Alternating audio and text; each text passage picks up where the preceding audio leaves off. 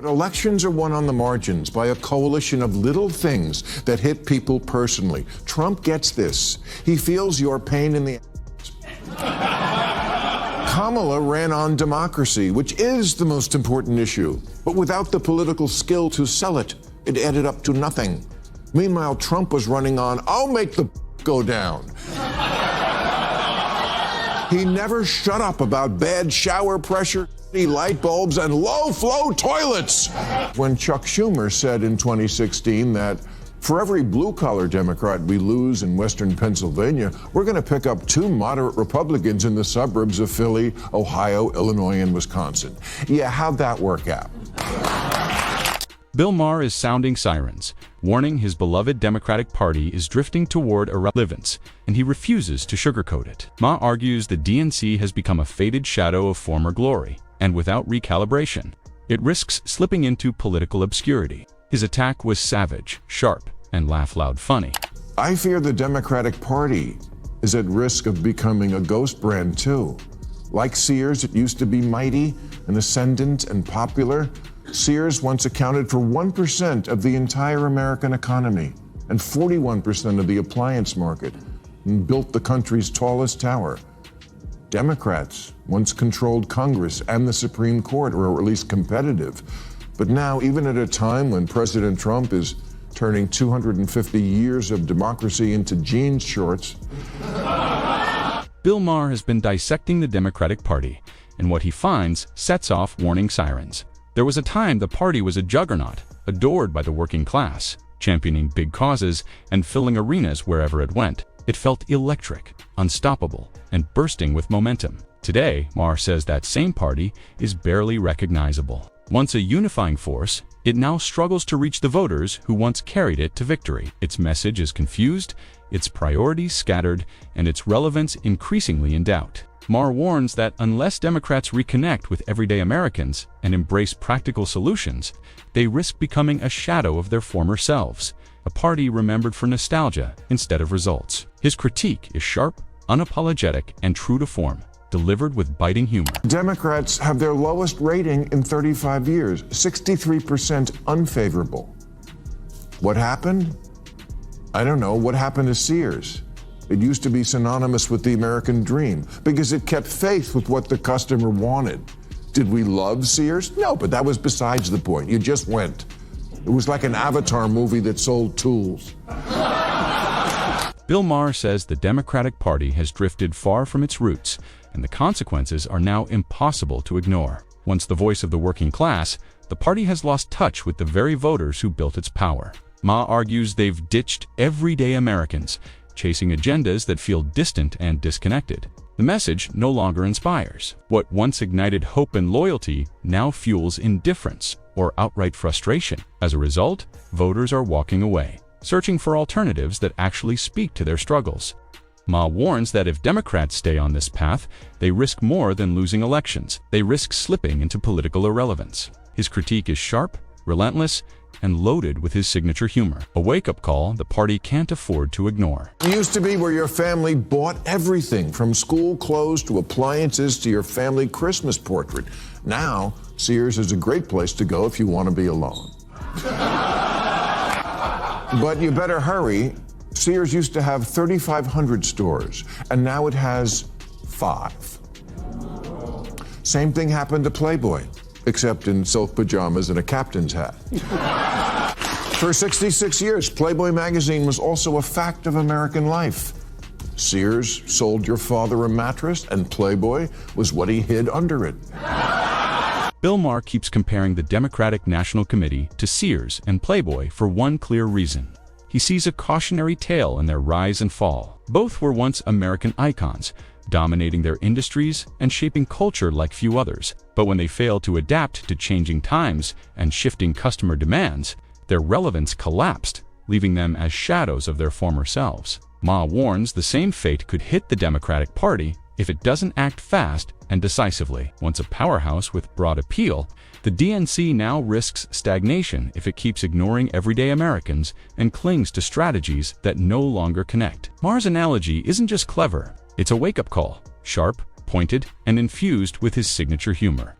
urging the party to evolve before it joins the ranks of political cautionary tales. The basic problem we have in America is conservatives think the liberals are insane, and they're not completely wrong.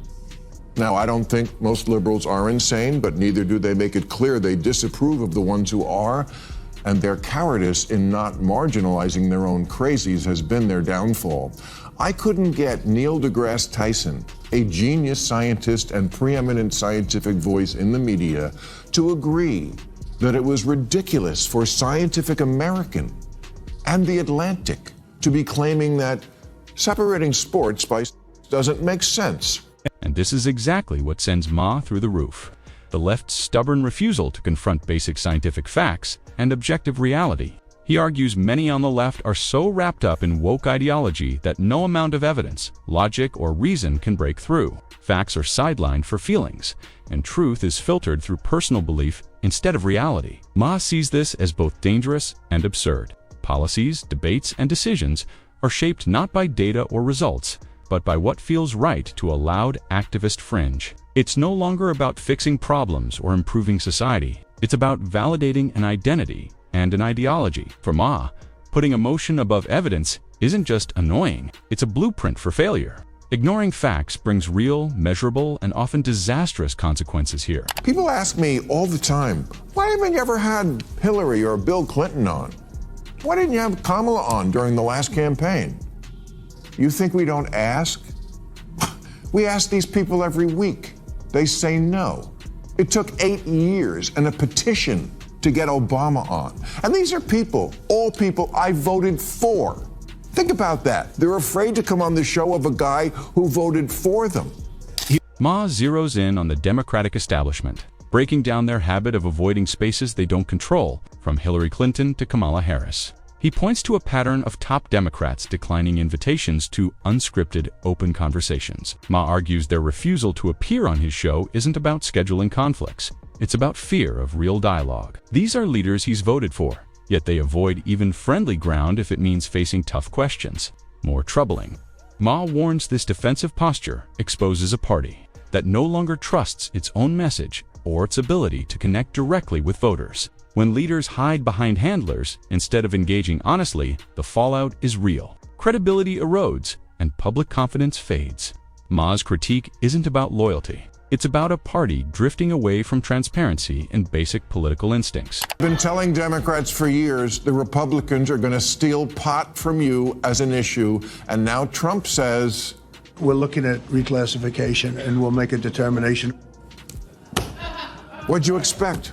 He is the master at winning votes from small groups who are passionate about one issue, picking up a couple percent here, a couple there, until on election night it's YMCA.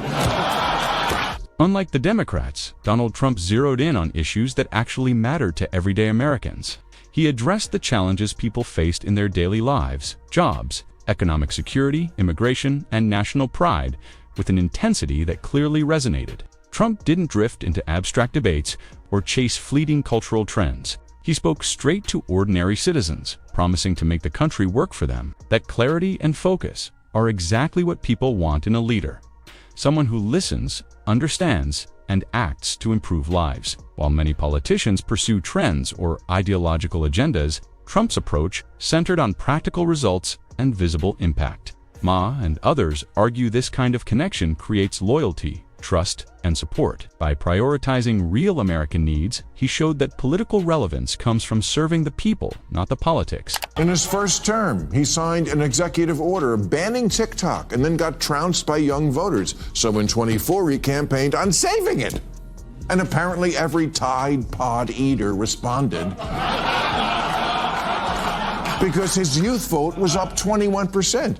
In his first term, he called cryptocurrency not money and based on thin air, and said it seems like a scam. And who better to know a scam? Well, that was then. Now he's on more coins than Julius Caesar. Overnight, he became the crypto candidate as opposed to Biden, the crypt keeper candidate. Here, Ma breaks down exactly how Trump managed to win back many voters he'd lost in his first term. Trump realized his original message wasn't fully connecting with younger voters. And instead of doubling down, he adjusted. He refined his messaging, sharpened his focus, and spoke directly to concerns that crossed age lines, economic opportunity, national strength, and future stability. He made sure his message landed with the electorate. That adaptability proved decisive. Voters responded not only to his words, but to the fact that he was willing to listen, recalibrate, and meet them where they stood. In politics, Maher stresses relevance is everything. Trump's ability to evolve his message and re-engage disaffected voters ultimately paid off at the ballot box, proving that responsiveness, not rigid ideology, wins elections. Chalk up another 1 or 2%. Democrats used to own Silicon Valley. Those California do-gooder liberals who wanted to save the planet. Yeah, right. Trump came along and said, regulations? We don't need no stinking regulations. Not only did he win them over, in his second inauguration, they were all sitting up on the stage with him. There was an entire section that looked like the full range of the autism spectrum. Trump also won over large parts of the tech industry by rolling back regulations Democrats had heavily imposed on the sector. His logic was simple. Innovation thrives when government steps back. By reducing regulatory pressure, Trump positioned himself as a pro-growth leader who understood how businesses function and what they need to succeed. Meanwhile, Democratic-lead states, especially California, buried companies under layers of taxes, labor mandates, and compliance rules. The result was predictable. Major corporations and startups alike began leaving in search of friendlier environments where costs are lower and innovation isn't choked by red tape. Maher points out this regulatory overreach has turned California from a tech powerhouse into a cautionary tale. Trump's deregulatory stance resonated not only with executives, but with workers who understand that fewer restrictions often mean more jobs growth and opportunity. Elections are won on the margins by a coalition of little things that hit people personally. Trump gets this. He feels your pain in the Kamala ran on democracy, which is the most important issue. But without the political skill to sell it, it added up to nothing. Meanwhile, Trump was running on, I'll make the go down. He never shut up about bad shower pressure, light bulbs, and low-flow toilets. According to Maher, Trump has always focused on fixing what's broken, not putting on a political performance. He locked onto real problems: border security, inflation, jobs, crime, and economic decline, and built his leadership around solutions rather than symbolism. By contrast, Kamala Harris and much of the Democratic Party appeared far more invested in theatrics, carefully staged moments, and pandering to the fringe left. Instead of addressing kitchen table issues that affect everyday Americans, they leaned into cultural signaling and headline-grabbing gestures that played well on social media but did little to improve lives. Maher argues voters can tell the difference between real leadership and political acting. While Trump emphasized results and accountability, Democrats chased optics and ideological appeasement. That gap, he warns, is draining their credibility. Americans want problems solved, not lectures delivered, and that contrast has become painfully clear at the ballot box. Maher's warning is blunt and unmistakable. Parties like brands survive by listening to the people they claim to represent. Trump focused on fixing real problems and adapting his message. Democrats, meanwhile, drifted into theatrics ideology and cultural obsessions, and voters noticed. If the Democratic Party doesn't course-correct soon, it risks fading into irrelevance, becoming just another once-dominant force that failed to evolve. And that brings us to the end of today's video. If you enjoyed it, hit like, subscribe, and let the star ripple shine for more videos like this.